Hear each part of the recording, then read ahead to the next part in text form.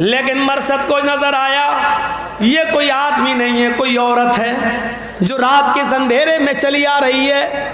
جیسے وہ تھوڑا سا اور قریب آتی ہے، حضرت مرصد اس کو پہچان جاتے ہیں کہ یہ تو میری گرل فرینڈ رہ چکی ہے، یہ تو میری دوست رہ چکی ہے، اس کے ساتھ تو میں نے بڑی رنگ رلیاں منائی ہیں جب میں حالت کفر میں تھا، یہ تو میری محبوبہ رہ چکی ہے۔ ہم اپنے موجودہ زمانے کے لحاظ سے جملے بول رہے ہیں، یہ تو میری ڈارلنگ رہ چکی ہے، میری محبوبہ رہ چکی ہے۔ اور وہ بھی پہچان گئی، کہتی ہے مرصد تم؟ مرصد نے کہا یا ناق تو؟ دونوں ملتے ہیں، الناق نے ہاتھ پکڑ لیا، آئے مرصد زمانہ ہو گیا، کتنے سال گزر گئے، میں تمہاری محبت کو تڑپ گئی ہوں، تمہاری محبت سے ناشنا ہو چکی ہوں، چلو آؤ آؤ ہمارے پاس سارے انتظام ہیں، گھر میں اکیلی ہوں، تمہیں کوئی ٹچ بھی کرنے والا نہیں ہے، آؤ ہم دونوں پرانی یادیں تازہ کریں اور ایک دوسرے کے دل میں سما جائیں، چلو آؤ۔ مرصد اسلام لا چکے ہیں، اللہ کے نبی صلی اللہ علیہ وسلم نے فرمایا کہ اے مرصد اب تک تم نے جتنے گناہ کیے سب معاف۔ مرصد نے کہا تھا اللہ کے نبی اب آج کے بعد اگر کوئی گناہ ہو جائے تو اللہ کے نبی نے اسی مسجد میں کہا تھا کہ اللہ آج کے بعد تمہیں گناہ کی توفیق ہی نہیں دے گا۔ مرصد نے دیکھا کہ الناق میرا ہاتھ پکڑے ہوئے ہے اور مجھے برائی کے لیے کھینچ رہی ہے اور تنہائی کی وہ یادیں پھر تازہ کرنا چاہتی ہے، لیکن میں اسلام لا چکا ہوں اور یہ میرے لیے ابھی حلال نہیں ہے، یہ میری بیوی نہیں ہے، یہ حرام عورت ہے اور اس نے میرا دائنا ہاتھ پکڑ لیا ہے، کھینچ رہی ہے، ایک حرام عورت میرا دائنا ہاتھ پکڑے ہوئے اور یہ ہاتھ جناب محمد رسول اللہ کے ہاتھ کو چھو چکا ہے۔ اے مرصد یہ تیری کیسی غیرت ہے؟ نبی اکرم صلی اللہ علیہ وسلم کے ہاتھ کو ٹچ کرنے کے بعد، نبی اکرم سے مصافحہ کرنے کے بعد ایک حرام عورت کے ہاتھ میں تو نے ہاتھ کیسے دے دیا؟ مرصد نے وہ ہاتھ پکڑا اور الناق کے ہاتھ کو جھڑک دیا اور کہنے لگے اے الناق دور ہو جا مجھ سے، اے الناق چلی جا یہاں سے، میرے ان ہاتھوں کو چھونے کی کوشش مت کر۔ اے الناق ان ہاتھوں نے جناب محمد رسول اللہ کے ہاتھوں کو چھو لیا ہے، اب یہ کسی حرام چیز کو نہیں پکڑ سکتے ہیں، یہ کسی حرام چیز کو نہیں چھو سکتے ہیں۔ الناق کہتی ہے اچھا اسلام لا چکے ہو؟ ہاں۔ آئے مرصد ابھی تک نہیں دیکھا تھا، صبر تھا مجھے، جب دیکھ چکی تو اب صبر کا پیمانہ لبریز ہو چکا ہے، آج کی رات تجھے میرے ساتھ گزارنا ہی پڑے گا۔ مرصد کا چہرہ اپنی طرف گھمایا، میری آنکھوں میں آنکھیں ڈالو، آئے مرصد کیا میرا حسن مٹ گیا؟ کیا میری جوانی ختم ہو گئی؟ کیا میرے اندر وہ شرارت موجود رہی ہے جو اس سے پہلے تم دیکھ چکے ہو؟ آئے مرصد کیوں میری جوانی کو تڑپا رہے ہو؟ مرصد نے اپنی آنکھیں گھما لی اور کہا ناق اب میں تجھے دیکھ بھی نہیں سکتا کیونکہ میری آنکھوں نے جناب محمد رسول اللہ کے چہرے کو دیکھ لیا ہے، اب یہ کسی حرام عورت کو نہیں دیکھ سکتے ہیں۔ آئے الناق ہٹا لے اپنے آپ کو مجھ سے دور کر لے، مجھے گناہ کرنے پر مجبور مت کر، میں نے محمد رسول اللہ سے وعدہ کیا ہے اور اللہ کے رسول نے بھی بھری محفل میں مسجد میں کہا تھا کہ آج کے بعد اللہ تمہیں گناہ کی توفیق ہی نہیں دے گا۔ الناق کہتی ہے تو پھر میں شور مچاتی ہوں۔ پھر الناق نے شور مچانا شروع کر دیا، لوگوں آؤ آؤ، برے ارادے سے ایک آدمی میرا پیچھا کر رہا، مجھے بچاؤ۔ مرصد نے سوچا یہ تو مر گیا، آج کتنا امتحان سے گزرنا پڑتا ہے، غلط کام کے لیے بلا رہی ہے، چلے جاؤ تو کوئی مشکل نہیں ہے، اور بچ رہے ہیں تو کتنے امتحان ہیں۔ وہ چلا رہی ہے یہ میرے ساتھ غلط کام کرنا چاہتا ہے۔ مرصد کہتے ہیں میں بھاگا اور بھاگتے ہوئے ایک جھاڑی کے اندر چھپ گیا۔ کچھ دیر کے بعد میں نے دیکھا کہ کچھ لوگ ڈھونڈتے ہوئے جھاڑی کے پاس بھی آ گئے۔ اس جھاڑی کے اوپر ایک پہاڑی تھی وہ اس پہاڑی کے اوپر کھڑے ہیں اور اللہ کی قسم میں ان کے نیچے اس پہاڑی کے نیچے میں کھڑا ہوں. مجھے درخت کے کچھ پتوں نے چھپا لیا ہے, وہ مجھے دیکھ نہیں پا رہے ہیں. مرثد ابن ابی مرثد کہتے ہیں, بخاری کی روایت موجود ہے, اسی میں سے ایک کافر کو وہیں پیشاب لگا اور اس نے اس پہاڑی کے اوپر سے پیشاب کرنا شروع کر دیا.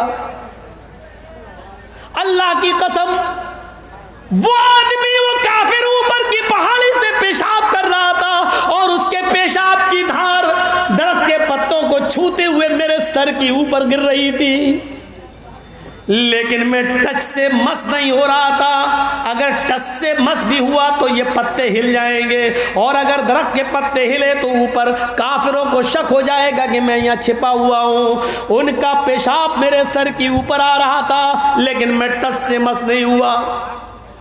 تھوڑی دیر کے بعد مجھے محسوس ہوا کہ اب یہاں کوئی نہیں ہے. تھوڑی اور رات گزر گئی اور مجھے یقین ہو گیا وہ سب لوگ چلے گئے اور ناک بھی چلی گئی. تو پھر میں اپنے مقصد کے لیے نکلا. میں نے لوہے کا تار بنایا تھا, میں نے اسی سے تالا توڑا, میں اندر داخل ہوا اور اپنے کچھ مسلمان ساتھیوں کو, صحابیوں کو میں چھڑا کر لے آیا. جب میں مدینہ آیا تو مجھے دیکھ کر اللہ کے رسول بہت خوش ہوئے. لیکن یہاں ایک اور امتحان میرے اوپر.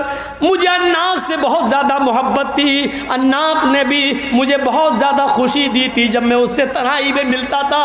میں نے سوچا کہ اللہ کے رسول سے اجازت لے لیں گے اور اللہ کے رسول مجھے اناق کے ساتھ نکاح کرنے کی, شادی کرنے کی اجازت دے دیں گے.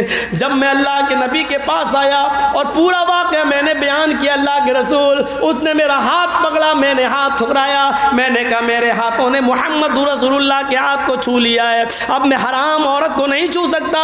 اس نے میری آنکھوں میں آنکھیں ڈالی, میں نے چہرہ پھیر لیا. اے اللہ کے نبی, میں نے اس سے کہا کہ میری آنکھوں نے اب محمد رسول اللہ کے چہرے کا دیدار کر لیا ہے, اب میں کسی حرام عورت کو نہیں دیکھ سکتا. پھر وہ چیخی چلائی, میں چھپا, بھاگا, چھپا, پیشاب آیا پھر بھی میں ہلا نہیں. پھر میں ان کو قید سے چھڑا کر لایا. آپ نے کہا اللہ تمہیں جزائے خیر دے, اللہ تمہیں جزائے خیر دے. پھر میں نے کہا اللہ کے رسول ایک گزارش ہے. فرمایا کیا؟ اے اللہ کے نبی اگر آپ کی اجازت ہو تو اناق سے میں نکاح کر لوں. اے اللہ کے نبی اگر آپ کی اجازت ہو تو اناق سے میں شادی کر لوں, اناق کو میں اپنی بیوی بنا لوں اور میں اس کو نکاح کا پیغام دے دوں. اے اللہ کے رسول شادی کرنا تو کوئی بری چیز نہیں ہے, نکاح کرنا تو کوئی بری چیز نہیں ہے, میں اس سے کو نکاح کر کے اپنی بیوی بنانا چاہتا ہوں. اللہ کے نبی فرماتے ہیں آئے مرثد, اسلام لانے کے بعد, کلمہ پڑھنے کے بعد, میرے اوپر ایمان لانے کے بعد اب اناق کے بارے میں سوچنا بھی تمہارے لیے حرام ہے. وہ ایک تو کافر ہے اور دوسری اس کے اندر برائی ہے کہ وہ بد چلن ہے, بد کردار ہے, اور کسی مومن کے لیے جائز نہیں کہ وہ کسی بد چلن عورت سے کوئی رابطہ رکھے یا اس کے ساتھ نکاح کرے. یہ اجازت تمہارے لیے بالکل نہیں ہے. اللہ کے رسول نے مرثد ابن ابی مرثد کو اناق کے ساتھ نکاح کرنے کی اجازت نہیں دی. دیکھ رہے ہیں آپ کیسے گناہ سے بچتے تھے. ایک خوبصورت عورت بلا رہی ہے, جوان ہے, موقع بھی دے رہی ہے, رات کی تنہائی بھی موجود ہے اور کہہ بھی رہی ہے آؤ آج تنہائیاں مٹائیں اور دونوں ایک دوسرے کی پیاس مٹائیں, بجھائیں. لیکن مرثد ابن ابی مرثد کیا کہتے ہیں, اسلام لانے کے بعد, مومن ہو جانے کے بعد اب تیرا چہرہ دیکھنا, تجھے چھونا بھی میرے لیے حرام ہے. مومن کی صفت یہ ہوتی ہے, یہ مومن کی, یہی قرآن بیان کر رہا ہے. والذین هم لفروجہم حافظون, مومن تو وہ ہیں, مسلمان تو وہ ہیں, وہ کامیاب ہو گئے جو اپنی شرمگاہ کی حفاظت کرتے ہیں. اپنی سطر کی اور اپنے شرمگاہ کی حفاظت کرنے والا مومن ہے, اپنی شرمگاہ کی حفاظت کرنے والا کامیاب مومن ہے. کہاں ہیں ہم؟ قیامت کے دن وہ آدمی عرش کے سائے میں ہوگا, قیامت کے دن وہ آدمی اللہ تعالیٰ کے عرش کے سائے میں ہوگا جس دن اللہ کے عرش کے سائے کے علاوہ کوئی سایہ نہ ہوگا.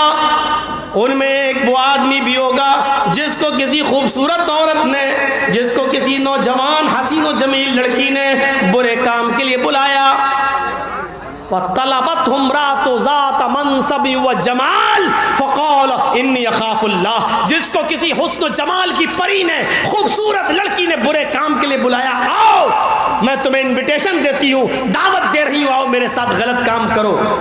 اور اس نے کہہ دیا انی اخاف اللہ، دور بھاگ ہٹ جا یہاں سے، میں اللہ سے ڈرتا ہوں. اور اللہ کے خوف سے جس کو اس نے چھوڑ دیا ہو، ایسا نوجوان قیامت کے دن اللہ کے عرش کے سائے میں ہوگا.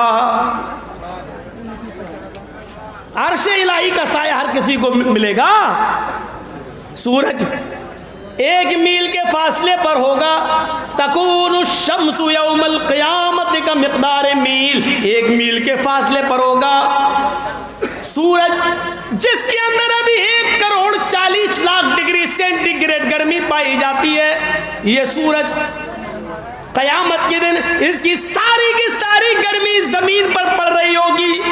یہ سورج جس کے اندر جس کی مسافت آج کے زمانے میں 9 کروڑ 30 لاکھ میل کی بلندی پر ہے، 9 کروڑ 30 لاکھ میل کی بلندی پر ہے، تب اس کی گرمی مئی اور جون کے مہینے میں ہم برداشت نہیں کر پاتے ہیں. قیامت کے دن یہ سورج 9 کروڑ 30 لاکھ نہیں، صرف 1 میل کے فاصلے پر ہوگا. 1 میل 9 کروڑ 30 لاکھ نہیں، صرف 1 میل. گرمی اتنی ہی ہوگی اس کے اندر 1 crore 40 lakh degree centigrade وہ زمین کے اوپر پڑ رہی ہوگی. جسموں سے پسینہ نکل رہا ہوگا، اپنے عملوں کے مطابق لوگ پسینے میں ڈوبے ہوں گے. کوئی ٹخنوں کے برابر، کوئی ایڑی کے برابر، کوئی گھٹنے کے برابر، کوئی کمر کے برابر، کوئی کاندھے کے برابر، اور کچھ تو ایسے ہوں گے جو اسی میں ڈبکیاں مار رہے ہوں گے، اسی میں گوتے لگا رہے ہوں گے. اور ایسے موقع پر 7 قسم کے لوگ عرش الہی کے سائے میں ہوں گے، جن کو اللہ اپنے عرش کا سایہ دے گا. سبعۃ یظلھم اللہ فی ظلہ یوم لا ظل الا ظلہ، امام عادل وشاب نشأ فی عبادۃ اللہ ورجل قلبہ معلق فی المساجد ورجلان تحابا فی اللہ اجتمعا علیہ وتفرقا علیہ ورجل طلبته امرأة ذات منصب وجمال فقال انی اخاف اللہ ورجل ذکر اللہ خالیا ففاضت عیناہ ورجل تصدق بصدقۃ فاخفاها حتى لا تعلم شمالہ ما تنفق یمینہ. یہ 7 قسم کے لوگ قیامت کے دن عرش کے سائے میں ہوں گے. عدل و انصاف کرنے والا امیر، جس نے کسی کے ساتھ بے انصافی نہیں کی ہوگی، ہمیشہ اللہ سے ڈرتا رہا ہوگا، عدل و انصاف سے کام لیا ہوگا، یہ آدمی عرش کے سائے میں ہوگا. دوسرا وہ نوجوان جو اللہ تعالیٰ کی عبادت میں لگا ہوا ہے، وشاب نشأ فی عبادت اللہ، نوجوان جو اللہ کی عبادت میں لگا ہوا ہے، ورجل قلبہ معلق فی المساجد، اور تیسرا وہ نوجوان جس کا دل مسجد میں لگا ہوا ہے. ظہر پڑھ کے آیا، عصر کی نماز کا وقت دماغ لگا رہا ہے، عصر پڑھ کے آیا، بار بار گھڑی دیکھ رہا مغرب کی نماز کب ہوگی، مغرب پڑھ کے آیا، عشاء کی اذان پر کان لگائے ہوئے عشاء کب ہوگی. جس کا دماغ مسجد میں لگا ہوا ہے، یہ نماز کا وقت نکل گیا تو اب دوسری نماز کب آئے گی. جس کا دماغ ہر وقت نماز کی طرف لگا ہوا ہے، تیسرا یہ نوجوان عرش کے سائے میں ہوگا. ورجلان تحابا فی اللہ اجتمعا علیہ وتفرقا علیہ، اور چوتھا وہ نوجوان عرش کے سائے میں ہوگا. میرے بھائیوں، وہ دو انسان جنہوں نے آپس میں محبت کی ہوگی تو اللہ کے لیے، اور کسی سے دشمنی کی ہوگی تو اللہ کے لیے، انہوں نے اپنے ذاتی فائدے کے لیے نہ تو دوستی کی ہوگی نہ دشمنی لی ہوگی، اللہ کے لیے دوستی اور اللہ ہی کے لیے دشمنی. اور 5واں وہ نوجوان عرش کے سائے میں ہوگا جس کو رجل طلبت امرأة ذات منصب و جمال، جس کو خوبصورت لڑکی نے بلایا، برے کام کے لیے بلایا، واٹس ایپ سے بلایا، فون کر کے بلایا، موبائل پہ بول کے بلایا، امی ابو شادی میں گئے، آؤ ممی پاپا سب ڈاکٹر کے پاس گئے، ہم گھر میں اکیلے ہیں. کسی کالج کی لڑکی نے بلایا، کسی ہینڈسم کسی اسمارٹ لڑکی نے بلایا، خوبصورت ذات منصب و جمال کا لفظ آیا حدیث میں، جو حشمت جاہ و جلال والی، پیسے والی، دولت والی اور خوبصورت لڑکی جس کے پاس عیش و آرام کی چیزوں کی کمی نہ ہو، ایسی لڑکی نے کسی نوجوان کو غلط کام کی دعوت دی اور اس آدمی نے اس کی ٹھکرا دی، اس کے پیسے کی طرف نہیں دیکھا، دولت کی طرف نہیں دیکھا، جاہ و جلال کی طرف نہیں دیکھا، اس کے منصب و جمال کی طرف نہیں دیکھا، اس کی کیٹاگری کی طرف نہیں دیکھا، اس کی اونچی پوسٹ کی طرف نہیں دیکھا، اس کے اونچے خاندان کی طرف نہیں دیکھا، اس کے حسن و جمال کی طرف نہیں دیکھا اور کہا نہیں انی اخاف اللہ، میں اللہ سے ڈرتا ہوں۔ یہ آدمی بھی اللہ کے عرش کے سائے میں ہوگا، اور چھٹا آدمی اللہ کے عرش کے سائے میں وہ ہوگا جس نے اللہ کو تنہائی میں یاد کیا، وَرَجُلٌ ذَكَرَ اللَّهَ خَالِيًا فَفَاضَتْ عَيْنَاهُ، جس کو نے تو اللہ کو تنہائی میں یاد کیا اور اس کی آنکھوں سے آنسو نکل آئے۔ مجمع میں تو سب رو لیتے ہیں، جرجیز صاحب کی تقریر سن کے تو سب کی آنکھوں میں آنسو آ جائیں گے، جہنم کا عذاب اور میدان محشر کے جاسوس نقشے کو سن کر تو مجمع میں سب رو دیں گے، لیکن یہ رونا نہیں ہے، رونا تو وہ ہے کہ رات کے اندھیرے میں اٹھا ہو، 2 رکعت نفل نماز پڑھی ہو اور ہاتھ اٹھا کر جہنم کے عذاب سے پناہ مانگ رہا ہو، عذاب قبر سے پناہ مانگ رہا ہو، اور اس کی آنکھوں میں اللہ کے عذاب کی وجہ سے آنکھوں میں آنسو آ گئے ہو کہ بڑا خطرناک ہے، اور اللہ کے خوف سے وہ رو دیا ہو تو اس کی آنکھوں سے آنسو بہ پڑے ہوں اکیلے میں تنہائی میں، کیونکہ تنہائی میں رونے والا اور اس کے آنکھوں سے گرنے والے آنسو تکبر کے دکھاوے کے نہیں ہوتے ہیں، اس میں ریا نمود نہیں ہوتی ہے، اس میں دکھاوا نہیں ہوتا ہے، کیونکہ وہ اکیلے میں رو رہا ہے جہاں اس کا باپ بھی، اس کی بیوی بھی، اس کے بچے بھی اس کو نہیں دیکھ رہے۔ اس کا مطلب یہ ہے کہ آج اس کی آنکھوں میں آنسو صرف اللہ کے خوف سے ہے اور اللہ کے ڈر سے ہے، تو وَذَكَرَ اللَّهَ خَالِيًا، جس نے اللہ کو تنہائی میں یاد کیا، فَفَاضَتْ عَيْنَاهُ، اور اس کی آنکھوں سے آنسو نکل آئے، تو یہ آدمی بھی اللہ کے عرش کے سائے میں ہوگا۔ وَرَجُلٌ تَصَدَّقَ بِصَدَقَةٍ فَأَخْفَاهَا، اور 7واں آدمی اللہ کے عرش کے سائے میں وہ ہوگا جس نے کسی کو صدقہ کیا، خیرات کیا، چپکے سے کسی کی مدد کی اور اس طریقے سے کی، چھپا کر دی، اس طریقے سے حَتَّى لَا تَعْلَمَ شِمَالُ مَا تُنْفِقُ يَمِينُهُ، کہ اس نے داہنے ہاتھ سے کیا دیا اس کی خبر بائیں ہاتھ کو بھی نہ پتا چلے، یعنی کسی کو نہ پتا چلے، اور چپکے سے اللہ کی راہ میں صدقہ و خیرات کرنے والا یہ اللہ کے عرش کے سائے میں ہوگا۔ اپنے در کے بھی اصول بدلو،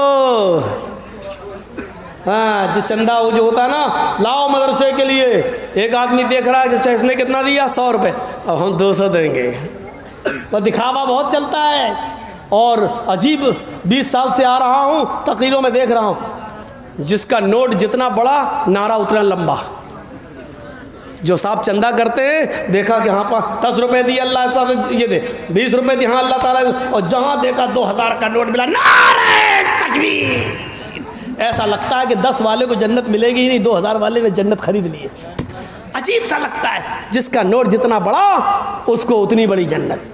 خلوص دیکھتا اللہ، ان اللہ لا ينظر الى اجسامکم ولا الى صورکم، اللہ تمہارے جسموں کو نہیں دیکھتا، کتنے بڑے باڈی بلڈر ہو، سلمان خان کی طرح باڈی ہے کہ نہیں، اللہ نہیں دیکھتا، ولا الى صورکم، تمہاری شکل و صورتوں کی طرف بھی نہیں دیکھتا، کتنے ہینڈسم ہو، کتنے خوبصورت ہو، کتنے اسمارٹ ہو، اللہ اس طرف بھی نہیں دیکھتا، نہیں، وَلَٰكِن يَنظُرُ إِلَىٰ قُلُوبِكُمْ، وہ تمہارے دلوں کی طرف دیکھتا ہے، دیکھیں تمہارے دلوں میں تقویٰ کتنا ہے، تمہارے دلوں میں پرہیزگاری کتنی ہے، تم اللہ کا کتنا ڈر اپنے اندر پیدا کرتے ہو۔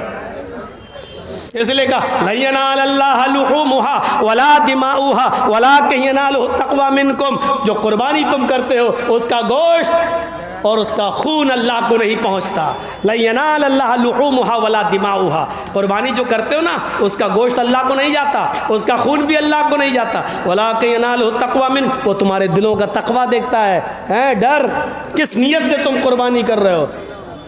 ہم نے دیکھا بکرا نہیں خرید رہے ہیں قربانی کے لیے، نہ پہلے پڑوسی کا دیکھیں، پڑوسی لایا 10,000 کا بکرا، بیوی کہنے لگی معلوم ہے 10,000 کا لایا، تمہاری کاروبار میں بنتی نہیں ہے اس سے، اب دیکھو محلے والے کیا کہیں گے، کہا ٹھیک، وہ جا کے 15,000 کا لایا اور دکھا رہا کتنے کا ملا، 15 کا، اور زور سے بتا رہا 15 کا، تاکہ لوگ سمجھ لیں اس کا 10 کا ہی میں 15 کا، اللہ تعالیٰ یہ نہیں دیکھتا، اللہ تعالیٰ یہ دیکھتا ہے کہ تقویٰ کتنا ہے، ڈر کتنا ہے تمہارے اندر، خوف کتنا ہے تمہارے اندر۔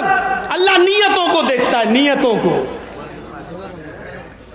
چاہے کتنا اچھا کام کر لو، قیامت کے دن اس آدمی کو لایا جائے گا جس نے گردن کٹائی ہوگی اپنی، قتل ہوا ہوگا وہ جنگ میں۔ اللہ تعالیٰ پوچھے گا ادھر آؤ، میں نے تمہیں زندگی دی تھی، کیا کیا تھا؟ کہے گا اللہ تجھے معلوم نہیں۔ اللہ کہے گا میں تجھ سے پوچھ رہا ہوں، بتا کیا کیا؟ کہے گا اللہ میں تو تیری راہ میں قتل ہو گیا، میں نے تو گردن کٹا دی، اپنے بیوی بچوں کو چھوڑا، اپنی زمین جائیداد کو چھوڑا، فیکٹری کو چھوڑا، سب کو چھوڑا اور میدان جنگ میں چلا گیا، ادھر لڑا، کئی کافروں کو مارا، پھر ایک کافر کی گردن میری تلوار میری گردن پر چلی، میں بھی کٹ گیا، میں بھی مر گیا، میں بھی شہید ہو گیا تیری راہ میں۔ اللہ کہے گا کذبتا، جھوٹ بول رہا ہے تو۔ کہے گا اللہ میں مرا نہیں، میں قتل نہیں ہوا۔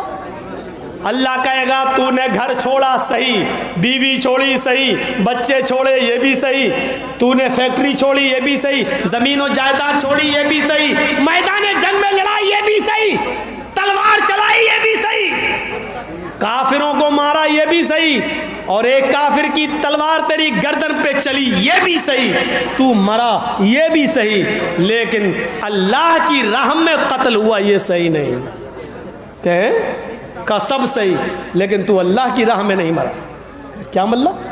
اللہ کہے گا جب تو تلوار لے کر کافروں کے بیچ میں گیا تو تیرے دل میں یہ نیت تھی کہ لوگ مجھے بہت بڑا بہادر کہیں، لوگ مجھے بہت بڑا جنگجو کہیں، لوگ مجھے لڑنے والا کہیں، لوگ مجھے میری بہادری کے چرچے کریں۔ تو دنیا میں شہرت چاہتا تھا، دکھاوا تھا تیرے اندر، تو دنیا میں جو چاہتا تھا وہ تجھے مل گیا، تو نے میرے لیے لڑائی کہاں لڑی ہے؟ تو لوگوں کی نظروں میں اچھا بننے کے لیے، بہادر کہلانے کے لیے لڑا تھا۔ چلو آؤ، ڈال دیا جائے گا جہنم میں۔ گھر بھی گیا، بیوی بچے بھی چھوڑے، فیکٹری بھی چھوڑی، کاروبار بھی چھوڑا، کئی کافروں کو مارا، خود بھی قتل ہوا، لیکن کہاں گیا؟ جہنم میں۔ کتنی سی بات پر صرف دل میں یہ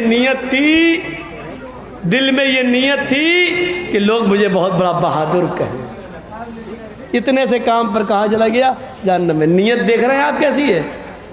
کام اچھا تھا، لڑا میدان جنگ میں، لیکن نیت خراب تھی، اس لیے اچھا کام بھی بیکار ہو گیا۔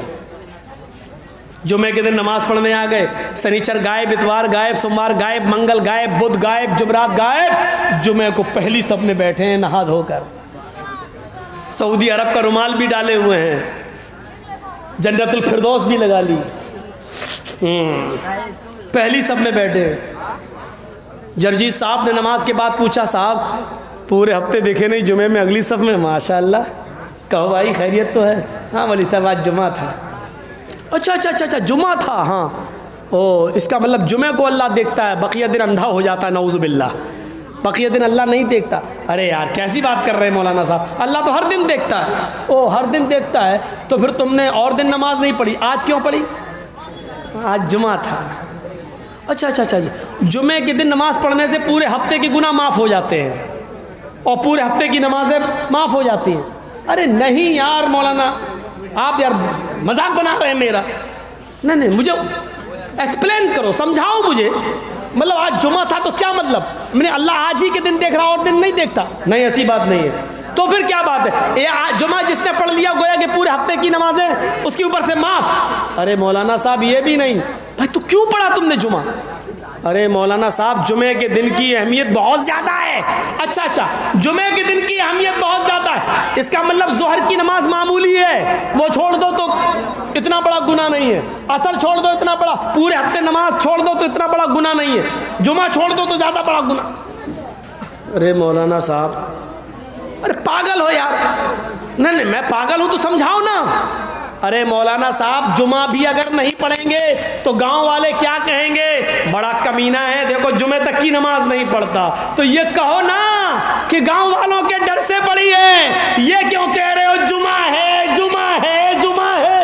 یہ کہو کہ جمعہ پڑھا ہے تو محلے والوں کی وجہ سے یہ لوگ یہ نہ کہیں کہ دیکھو جمعہ تک نہیں پڑھتا ہے، کتنا کتنا کمینہ ہے, یعنی جمعے کو ہفتے میں ایک دن نماز پڑھی بھی, وہ بھی گاؤں والوں کے ڈر سے. اللہ کی قسم یہ نماز جمعے کی بھی تمہاری نہیں ہوگی, تمہارے منہ پہ مار دی جائے گی اور یہ شرک میں لکھی جائے گی, کیونکہ تم نے اللہ کو سجدہ نہیں کیا, گاؤں والوں کو سجدہ کیا.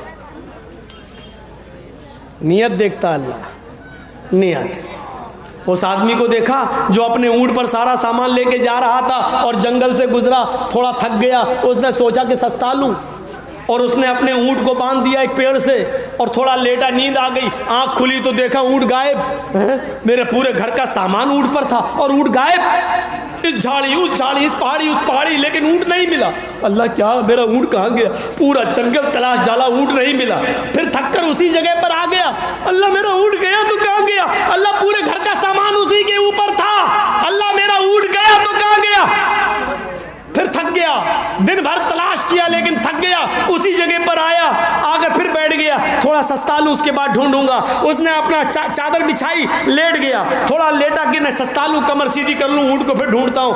آنکھ لگ گئی, دوبارہ آنکھ کھلی تو کیا دیکھتا کہ میرا اونٹ اسی پیڑ سے بندھا ہوا ہے اور اس کے اوپر گھر کا جو سامان تھا وہ ویسے ہی موجود ہے. اس نے جھانک کر دیکھا, اس نے کھول کے دیکھا, چاول کا ایک دانہ کم نہیں, گیہوں کا ایک دانہ کم نہیں. اس زمانے میں جو غلہ چلتا تھا ایک دانے میں کمی نہیں, جیسا سامان میں نے لادا تھا ویسا ہی. خوش ہو گیا, اللہ پورے جنگل میں نے تلاش کیا, ہمیں اونٹ کہیں نہیں ملا, اور اپنے آپ آ گیا. تو مارے خوشی کے اس کی زبان سے یہ الٹے جملے نکل گئے, اللہم انت عبدی وانا ربک. مان گیا ہے اللہ تجھے, واقعی تیری قدرت کو مان گیا, واقعی تو میرا بندہ ہے اور میں تیرا خدا. کیا بول گیا؟ واقعی تو میرا بندہ, اللہم انت عبدی, تو میرا بندہ, وانا ربک, اور میں تیرا رب, وانا ربک, میں تیرا رب. الٹا بول گیا. کہنا یہ چاہ رہا تھا کہ اللہ واقعی تو میرا رب ہے اور میں تیرا بندہ, لیکن اس کے منہ سے خوشی میں کیا نکل گیا ہوں, اللہ واقعی مان گیا تیری قدرت, ہم نے ڈھونڈا تو ملا نہیں, اور جب نہیں ڈھونڈا تو اپنے آپ آ گیا, واقعی تو میرا بندہ ہے اور میں تیرا رب. لیکن اللہ کے نبی فرماتے ہیں, بخاری کی روایت, اللہ مسکرا دیا, غصہ نہیں ہوا, کیونکہ اللہ جانتا ہے کہ میرے بندے کی نیت یہ نہیں تھی, وہ یہ کہنا نہیں چاہ رہا تھا, کہنا تو یہی چاہ رہا تھا کہ تو میرا رب ہے, میں تیرا بندہ, لیکن خوشی میں اس کو سمجھ میں نہیں آ رہا ہے, اپنا سامان دیکھ کر الٹا بول گیا. اللہ اس پر غصہ, جبکہ جملے اتنے خطرناک ہیں کہ اتنے گندے اور اتنے خراب جملے تو فرعون نے بھی نہیں بولے تھے. وہ فرعون جس کو دریائے نیل میں غرق کیا گیا, اس فرعون نے بھی نہیں کہا. فرعون لوگوں سے کہتا تھا انا ربکم الاعلی, وہ لوگوں سے کہتا تھا میں تمہارا رب ہوں, لیکن فرعون نے کبھی اللہ سے نہیں کہا کہ میں تیرا بھی رب ہوں. فرعون نے کبھی اللہ سے نہیں کہا, پورا قرآن پڑھ جالو, فرعون نے اللہ سے نہیں کہا کہ اے اللہ میں تیرا بھی رب ہوں. اللہ سے یہ نہیں کہا اس نے, لوگوں سے کہتا تھا میں تمہارا رب ہوں, لیکن اللہ سے کبھی نہیں کہتا تھا کہ میں تیرا بھی رب ہوں. لیکن اس نے تو اللہ ہی سے کہہ دیا کہ میں تیرا رب ہوں, تو میرا بندہ. تو بتاؤ فرعون سے بھی خطرناک جملے تھے کہ نہیں, فرعون سے بھی برے جملے تھے کہ نہیں, لیکن اللہ نے فرعون کو ڈبو دیا, اس کو نہیں معاف. کیوں؟ کیونکہ اس کے دل میں نیت صاف تھی, اس کے دل میں نیت یہ نہیں تھی, یہ کہنا یہی چاہ رہا تھا کہ تو میرا رب ہے اور میں تیرا بندہ, لیکن خوشی میں کہہ گیا کہ تو میرا بندہ ہے اور میں تیرا رب. تو اللہ نیت کو دیکھتا ہے. خراب کام کر گیا لیکن نیت اچھی تھی, اس لیے اللہ نے معاف کر دیا. ہمیشہ یاد رکھو, اپنی نیتوں کو سنبھالو, اپنی نیتوں کو سنبھالو. والذین هم لفروجهم حافظون, اپنی شرم گاہوں کی حفاظت کرو. الا علی ازواجہم او ما ملکت ایمانہم, اپنی بیویوں کو چھوڑ کر اپنی لونڈیوں کو چھوڑ کر. آگے اور بھی جملے ہیں لیکن جائیں گے تو رات گزرے گی. میرے پیارے ساتھیوں, یہ چیزیں ضروری تھیں. آج معاشرہ ان چیزوں میں ملوث ہے. لڑکیاں حد سے ضرورت سے زیادہ آگے بڑھ چکی ہیں. کالجوں کا حال اور ان کے تعلیم کا حال, آفسوں کا حال بہت برا ہو چکا ہے. اسکولوں میں لڑکے اور لڑکیوں کا ایک ساتھ پڑھانا حد سے زیادہ خطرناک ہو چکا ہے, کہیں محفوظ نہیں ہے. میرے پیارے ساتھیوں, جو شریعت حج کی اجازت دی عورت کو بغیر बगैर महरम के ना देती हो।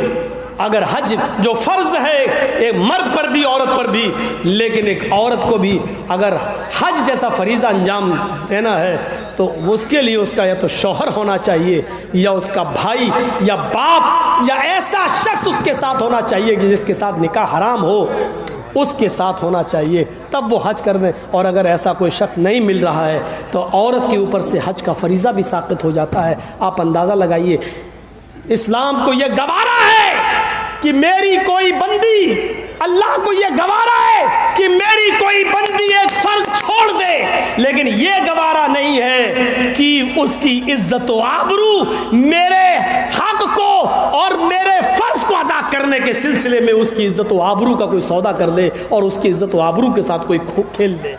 जब हज जैसी इबादत अकेले नहीं जा सकती है तो स्कूलों में पढ़ाने के लिए, कॉलेजों में पढ़ाने के लिए, बाजारों में अकेले जाने के लिए, शॉपिंग और मार्केटिंग अकेले करने के लिए, आपके घर से आपकी बहन बेटियां अकेले सफर करती हैं। दयूस है वो भाई जिनकी बहनें अकेले सफर करती हैं, भड़ुए हैं वो बाप जिनकी बेटियां अकेले सफर करती हैं। यही जुमला मैं भूल गया था। दयूस का माना होता भड़ुआ। भड़ुए हैं वो लोग जिनकी बहन बेटियां अकेले सफ़र कर रही हैं और बेपर्दगी के साथ सफ़र कर रही हैं और उनको कोई मतलब नहीं होता है। तो मेरे भाइयों, ये चंद बुनियादी बातें मैंने तो 1 घंटा 50 मिनट के अंदर आपके सामने रखी हैं। लोगों का उठना भी शुरू है क्योंकि हमें मालूम है कि इस वक्त 2:50 रात के हो रहे हैं और ये सर्दी का दिन है। और इस वक्त मैं भी माइंडली थोड़ा डिस्टर्ब चल रहा हूँ अपने फुफेरे भाई को लेकर। मैं यहाँ बैठा ज़रूर हूँ लेकिन मेरा दिमाग वहाँ लगा हुआ है। जिनको मैं छोड़ के आया हूँ वो कैसी निगरानी कर रहे हैं, क्या कर रहे हैं, तो इसलिए मैं भी थोड़ा सा डिस्टर्ब हूँ। अल्लाह से दुआ कीजिए अल्लाह उसको शिफाए कामिला और आजला अता फरमाए। डॉक्टरों ने यहाँ तक कह दिया कि अब पैर के साथ साथ हो सकता है कि लेटरिन का रास्ता भी निकालना पड़े और मुझे आर्टिफिशियल कोई मसनूई रास्ता बनाकर थैली वैली लगाना पड़े। क्या ज़िंदगी रह जाती है। अल्लाह से दुआ कीजिए कि उसकी ये नौबत ना आए, पैर कट गया चलो कम से कम उसके बच्चों के सामने वो ज़िंदा रहे, यही काफ़ी है, लेकिन इतनी बुरी नौबत ना आए। डॉक्टरों ने कहा भी 90% में बचा रहा हूँ लेकिन 10% ऐसा भी हो सकता है। अल्लाह से दुआ कीजिए अल्लाह उसको शिफाए कामिला और आजिला अता फरमाए और उसके अलावा जितने भी बीमार हैं अल्लाह उन सबको, अल्लाह हमें जब तक ज़िंदा रखे इस्लाम पर ज़िंदा रखे और जब हमारा ख़ात्मा हो तो ईमान पर हमारा ख़ात्मा